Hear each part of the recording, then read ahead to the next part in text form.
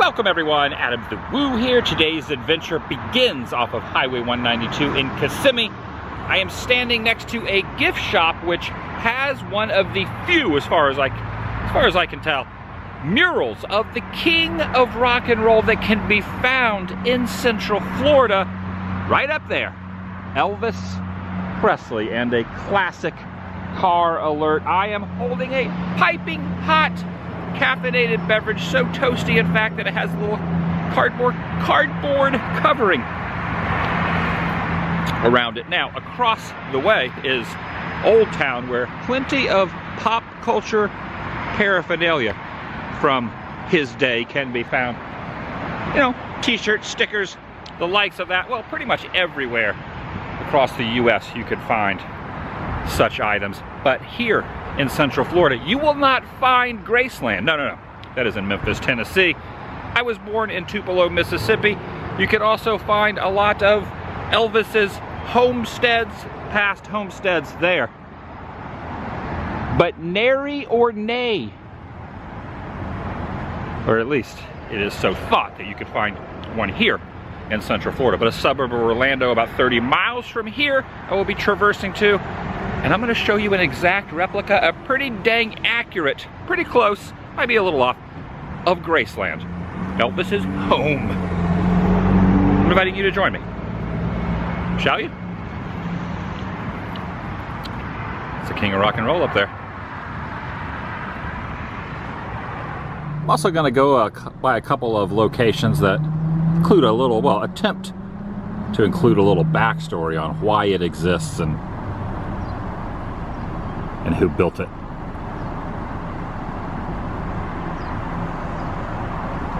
All right, hitting the road, Elvis. Going to your home. While I was driving, I remembered that right off of International Drive, there is another homage. It's located just at the front door of Chewy's restaurant. When you go up to the Chewy's entrance, you will see a rather large bust of the king. This thing is like 10 feet tall, and it's just him sitting here, his noggin in all its glory. I just had to swing by and show this. You kind of have to, right? This is pretty impressive. Looks to be a pretty nice day to commute around the greater Orlando area. The city beautiful, it's referred to as, and it's a beautiful day. Not too many clouds in the sky. This building is located at 630 Emeralda Drive. It used to be a skating center by the name of Pandemonium. And it appears as if it is the same building. It's just been kind of converted into a number of different establishments that have taken over the building. But you can tell it really does appear to be in the same shape as a rather large, skating rink from back in the 80s. And the owner of this is who we have to thank. He was a businessman and built quite a few homes and ran a few businesses around the area. He is who we have to thank for the replica of Graceland that I'm about to head over to. His name was Claude Dowda, and the home he had built, someone else owns at the moment. And this plaza, where the skate center was, check out the name of it. It's very hidden. All of the businesses that he started no longer exist.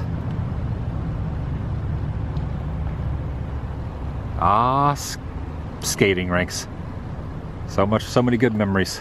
I figured while I was in this area, drove a few miles over to Gotha to check out this yard I've heard about for quite some time, but never seen with my own eyes. Wow, take a look at this. This is in someone's yard. There's some elephants there, and other assortment of animals.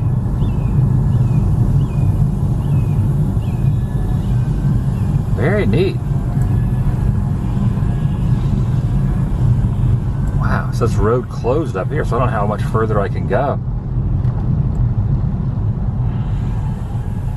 Wonder if there's anything Elvis related in this yard. It says under 24-hour surveillance. This was a tree, well, a big piece of wood that was carved into an alligator. That alligator's holding, he's festooned with some kind of item. And there's a little cat down there as well. I've turned around and gonna drive parallel to this fence line.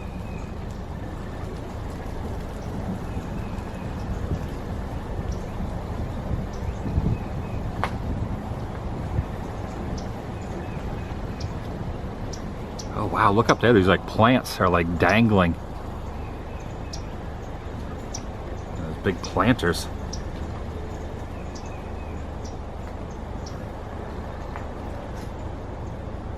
Okay, that is a private driveway. But this is a public road here. Oh, look at this bear. This is the same type of bear they have in the gift shop at Knott's Berry Farm in Buena Park, California. That's awesome.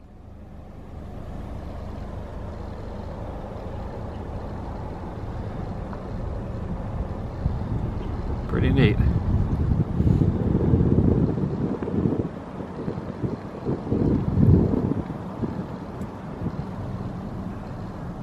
That's cool. Gentleman here walking.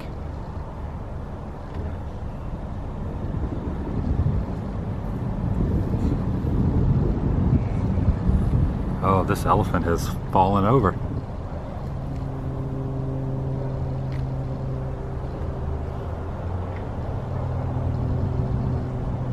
Oh, his tusk. Not his tusk, but his snout is broken off there. There's some zebras.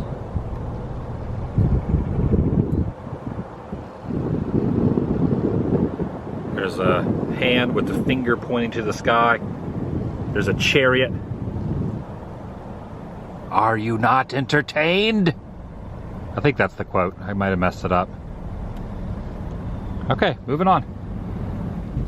Located on Highland Oaks Drive, and this development has a different name now, but some of the homes, if you look them up, are still listed as Graceland Estates, even though there is no signage stating that. A very quiet neighborhood, and at the end of the cul-de-sac is the subject matter in question. Now, about 7 or 8 years ago, I drove through this area, this neighborhood. But I didn't get out, I didn't stop. One of the neighbors at that time was not too kind with me kind of being here. But since then, I've noticed quite a few other folks have stopped off to document this. So I figured this is my time to return to the gates of Graceland. Look at this. It's like I'm back in Memphis, Tennessee. Once again, the only major difference I am noticing is there are 2 wrought iron gates as opposed to 1. So if I was in Memphis, it would look more like this, with this gate being on the precise side, angled a little bit differently. When you enter, you would go through what would be that open gate and either take the tour bus up or walk up the hill. The house is a little farther off of the road, and it's not in a cul-de-sac like it is here.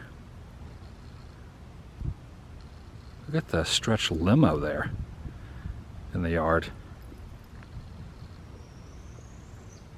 There's a beware of dog sign.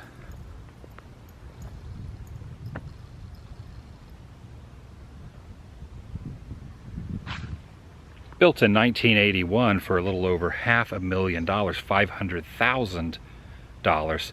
In the early 2000s, it was sold to what we could assume is the current owner for just over $200,000, which in my opinion, I think is a pretty good deal for a a home of this magnitude and size.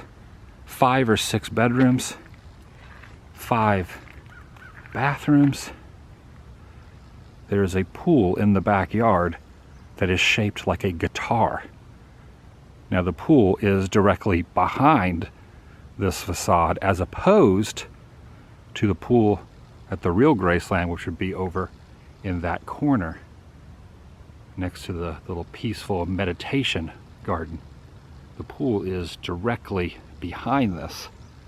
You can see it's kind of fallen into a little bit of disrepair. There is some, some breakage up towards the top there, but there are the pillars. There are the 2 statues in front.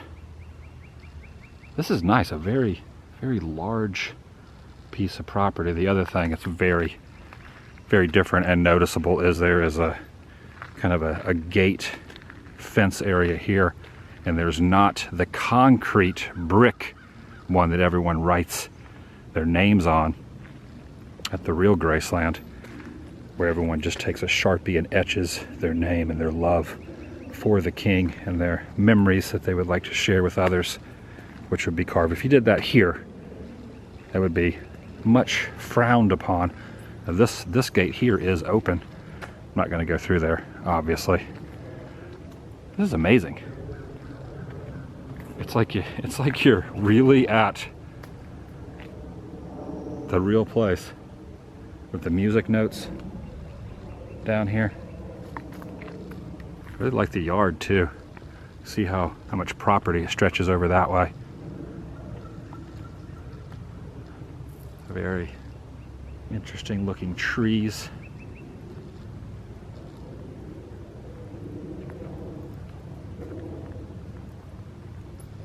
It's just kind of tucked away here in Orlando. Pine Hills, I believe, is the area, the suburb of Orlando that this is in.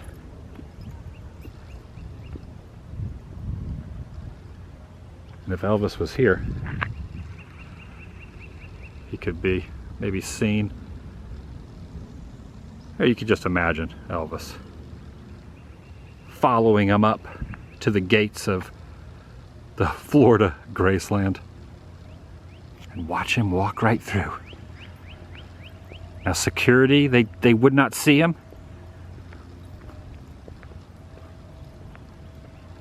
Maybe there's a pretty little thing waiting for the king up in the jungle room. I heard, I'm quoting lyrics to a song, that up on one of the levels at one time there was a jungle room in here as well. And maybe the current owner has done away with that, but that'd be pretty neat if it still existed. The little dot there shows where I'm currently standing, and wanted to kind of pinpoint the pool there in the backyard that looks like a guitar. Pretty good size.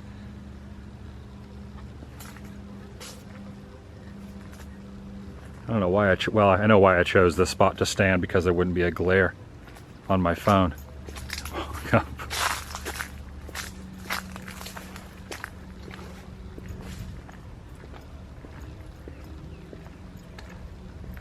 I am not walking in Memphis.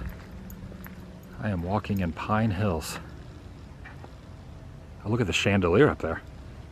Chandelier and stained glass window.